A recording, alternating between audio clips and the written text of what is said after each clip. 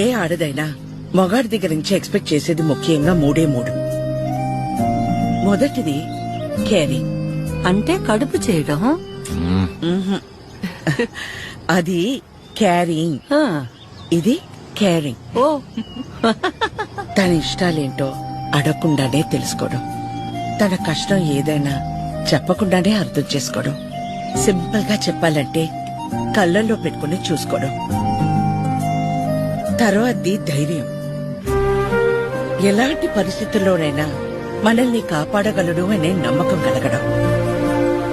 తను మన పక్కనే ఉంటే ఎలాంటి భయాలు అక్కర్లేదు అనే ధైర్యాన్ని ఇవ్వగలగడం. మూడోది నవ్వు. కార్లు, బంగళాలు, 4 డబ్బులు ఎక్కువ సంపాదించేవాడు కంటే 4 మాటలతో మనసారా నవ్వించగలిగేవాడైతే చాలా.